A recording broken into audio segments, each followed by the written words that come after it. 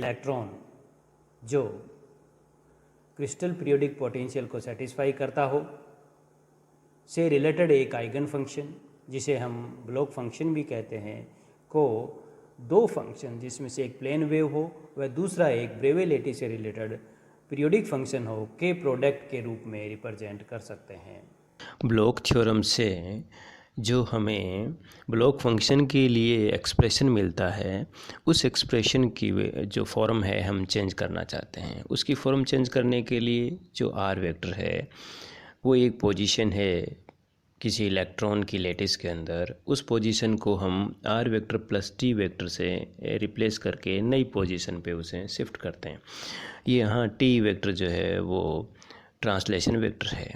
तो नई पोजीशन पे इस ब्लॉक फंक्शन की वैल्यू क्या होगी कैलकुलेट करने के लिए अपने इक्वेशन 1 में आर वेक्टर को रिप्लेस कर देते हैं r vector plus T vector से, और इसको जब सोल्व करते हैं तो नई पोजीशन पे जो हमें ब्लॉक फंक्शन मिलता है उसकी वैल्यू जो पहले वाला पॉइंट था वहाँ पर ब्लॉक फंक्शन साई के आर और एक फेस वेक्टर ई की power iota K vector dot T vector के मल्टीप्लिकेशन के इक्वल होती है। ब्लॉक थ्योरम प्रूव करने के लिए हम 1D लैटिस में एक इलेक्ट्रॉन पर बात करते हैं और यह इलेक्ट्रॉन जो है वो श्रोडिंगर इक्वेशन को फॉलो करता है, और श्रोडिंगर इक्वेशन हमारे पास इक्वेशन नंबर 3 में d2 psi x by d x square plus 2m by h slash square into e minus v x into psi x होती है, जहाँ पर ई जो है टोटल एनर्जी है, m इलेक्ट्रॉन का मास है, वी एक्स यहाँ पीरियोडिक पोटेंशियल फंक्शन है। ये श्रोडिंगर इक्वेशन सेकंड ऑर्डर की डिफरेंशियल इक्वेशन है, लीनियर डिफरेंशियल इक्वेशन है, तो ज़रूरी है कि इसके दो इंडिपेंडेंट सॉल्यूशन होंगे। अपने एक को साई 1x कंसीडर करते हैं और दूसरे को साई 2x करते हैं। तो इक्वेशन 3 का जो जनरल सॉल्यूशन हमें मिलेगा psi x equal to a psi 1x plus b psi 2x, जहाँ पर a और b दो ऐसे कांस्टेंट है जिनकी वैल्यू अपने कैलकुलेट करना चाहते हैं। क्योंकि हम यहाँ 1D मोशन की बात करते हैं तो ट्रांसलेशन वेक्टर जहाँ पर हम t वेक्टर यूज़ करते हैं 3D में, तो 1D में t की जगह हम जो है वो n इंटू a यूज़ करेंगे, जहाँ n कोई इंटीजर है और a लेटिस कांस्टेंट है। अब नई ट्रांसलेशन वेक्टर के साथ में जब नई पॉइंट की बात करते हैं तो उस पॉइंट पे जो 1D के अंदर जो पॉइंट्स होंगे उनकी वैल्यू होगी x प्लस एन ए। तो x प्लस एन ए पे साई 1 और साई 2 की वैल्यू कितनी होगी ये हम कैलकुलेट करना चाहते हैं। तो psi 1 x plus N A और psi 2 x plus N A की वैल्यू कैलकुलेट करने के लिए हम इक्वेशन नंबर 5 और 6 जो है वो काम में लेते हैं। यहाँ ये ज़रूरी है कि psi 1 x plus N a हो या psi 2 x plus N a हो, इन दोनों में साई 1 x और साई 2 x होना ज़रूरी है। और इक्वेशन 5 और 6 में जो अल्फ़ा 1 अल्फ़ा 2 और बीटा 1 और बीटा 2 फिर ये अनदर कांस्टेंट है, इनको हम कैलकुलेट कर लेंगे। अब समीकरण जो हमारे पास पहले 4 थी उसमें हम यहाँ उसका थोड़ा फॉर्म चेंज करें, x को रिप्लेस कर देते हैं x प्लस एन ए। तो अब हम x से x प्लस एन ए वाली पोजीशन पे पहुँच जाएंगे, तो वहाँ पर हमारे पास वैल्यू आती है a psi 1 x plus N A plus b psi 2 x plus N A. यहाँ समीकरण 5 और 6 से जो है हम इन psi 1 x plus N A और psi 2 x plus N A की वैल्यू पुट कर देते हैं और फिर सोल्व करते हैं, तो हमारे पास एक नई फॉर्म आती है। इसमें साई 1 x से पहले फिर एक कांस्टेंट है, साई 2 x से पहले फिर एक कांस्टेंट है। तो साई 1 x से जो पहले टर्म आती है a alpha 1 plus b beta 1, ये कांस्टेंट है और इसको लेमडा a अपने कंसिडर करते हैं, जो इक्वेशन 7 बन जाती है। इसी प्रकार साई 2 x से पहले जो टर्म आ रही है a alpha 2 plus b beta 2, यह भी कांस्टेंट है और इसे अपने लेमडा b कंसिडर कर लेते हैं, जो इक्वेशन 8 है। तो psi x plus N A की वैल्यू हमारे पास में लेमडा साई एक्स की फॉर्म में मिलती है, जो इक्वेशन नंबर 9 में रिप्रेजेंट की गई है। अब इक्वेशन जो 7 और इक्वेशन नंबर जो 8 है उसकी बात करें और उसको सॉल्व करें तो हमारे पास ये एक मैट्रिक्स फॉर्म मिलती है। और इक्वेशन 9 तभी सेटिस्फाई होगी जब ये मैट्रिक्स जो है वो सेटिस्फाई होगी। तो मैट्रिक्स में ए और बी तो कांस्टेंट है कोई भी, और वो जीरो हो नहीं सकते। तो फिर मैट्रिक्स का जो फॉर्म है alpha 1 minus lambda alpha 2 beta 1 beta 2 minus lambda, ये जीरो होना चाहिए। इसको जब सोल्व करते हैं तो हमारे पास में एक इक्वेशन मिलती है lambda square minus alpha 1 plus beta 2 into lambda plus alpha 1 beta 2 minus alpha 2 beta 1 equal to 0।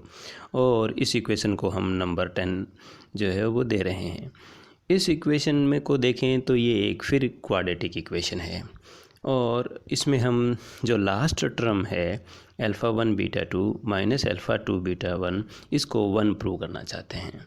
इसको 1 प्रूव करने के लिए हम इक्वेशन नंबर 3 जिसे हमने श्रोडिंगर इक्वेशन को रिप्रेजेंट किया था इक्वेशन नंबर 3 से, उसको काम में लेते हैं। उसका थोड़ा सा फॉर्म सुविधा के लिए चेंज कर देते हैं ताकि हमें बार बार इसको d2/dx² को लिखना नहीं पड़े, इसलिए हम इसको इस फॉर्म में लेते हैं। इक्वेशन नंबर 3 के लिए हम जो साई 1 के लिए यदि यूज़ करें तो psi 1 double dash x plus 2m/h/² e minus v x psi 1x equal to 0। इसी प्रकार हम इसी इक्वेशन को साई 2 के लिए भी लिख सकते हैं जो इक्वेशन नंबर 11 और 12 में रिप्रेजेंट की गई है। अब हम इक्वेशन नंबर 11 को साई 2 से और इक्वेशन नंबर 12 को साई 1 से मल्टीप्लाई कर देते हैं, और फिर हम इनको सब्ट्रैक्ट करते हैं और सोल्व करने के बाद हमारे पास वैल्यू जो मिलती है वो psi 1x psi 2 double dash x minus psi 2x psi 1 double dash x equal to 0 मिल जाता है। और इसको जब ऑपरेशन लगाते हैं डिफरेंशिएशन का और सोल्व करते हैं तो हमारे पास psi 1x psi 2 dash x minus psi 2x psi 1 dash x equal to constant मिलता है। ये कॉन्स्टेंट है, तो ज़रूरी है कि x प्लस एन ए पर भी इसकी वैल्यू हमें कॉन्स्टेंट मिलनी चाहिए। तो फिर हम इस पे जहाँ पर x है उसको रिप्लेस कर देते हैं x प्लस एन ए से, और फिर इक्वेशन नंबर 5 और 6 से हम इस पे वैल्यू पुट करते हैं। और जब इसको सॉल्व करते हैं तो हमारे पास में इसमें जो लेफ़्ट साइड में टर्म आती है वो तो बन जाएगा WX plus N a. Right side में जो टर्म आती है उसकी जो लास्ट भाग है उसकी वैल्यू हमारे पास WX है, क्योंकि WX plus N A equal to WX equal to constant होगा जो इक्वेशन नंबर 13 के अनुसार है। कांस्टेंट है तो इसलिए ज़रूरी है कि जब इसका सॉल्व करते हैं तो alpha 1 beta 2 minus alpha 2 beta 1 की वैल्यू 1 मिलेगी। अब हम alpha 1 beta 2 minus alpha 2 beta 1 की वैल्यू इक्वेशन नंबर 10 में पुट करते हैं तो हमारे पास ये जो इक्वेशन नंबर 10 का जो फॉर्म है वो हमारे पास हो गई है lambda square minus alpha 1 plus beta 2 into lambda plus 1 equal to 0। यहाँ क्वाड्रेटिक इक्वेशन है तो ज़रूरी है कि लेमडा के जो है वो 2 सॉल्यूशन होंगे। एक सॉल्यूशन को अपने लेमडा 1 कंसीडर करते हैं और दूसरे सॉल्यूशन को अपने लेमडा 2 कंसीडर कर लेते हैं। और जब रूट्स का जो है फार्मूला अप्लाई करते हैं तो लेमडा 1 प्लस लेमडा 2 की वैल्यू जो है वो अल्फ़ा 1 प्लस बीटा 2 आता है, और लेमडा 1 इंटू लेमडा 2 की वैल्यू जो है वो 1 आती है। अब लेमडा 1 और लेमडा 2 की वैल्यू 1 है तो ज़रूरी है कि इनकी वैल्यू इस प्रकार से हो कि लेमडा 1 की वैल्यू e की पावर आयोटा के एन हो और लेमडा 2 की वैल्यू जो है e की power minus iota K A N हो, जिससे लेमडा 1 इंटू लेमडा 2 यदि मल्टीप्लाई करें तो इसकी वैल्यू 1 मिले। अब लेमडा 1 और लेमडा 2 की वैल्यू जब हम इक्वेशन नंबर 9 में पुट करते हैं, इक्वेशन नंबर 9 जो है वो हमारे पास में वही फॉर्म है जो अनदर फॉर्म है जिसको हमने ब्लॉक थ्योरम की कही थी, लगभग वही फॉर्म है। उसमें हम यदि इसको पुट कर दें तो psi x plus N A equal to E की power plus minus iota K A N psi X आ गया। ये 1D में हम लेकर चले थे।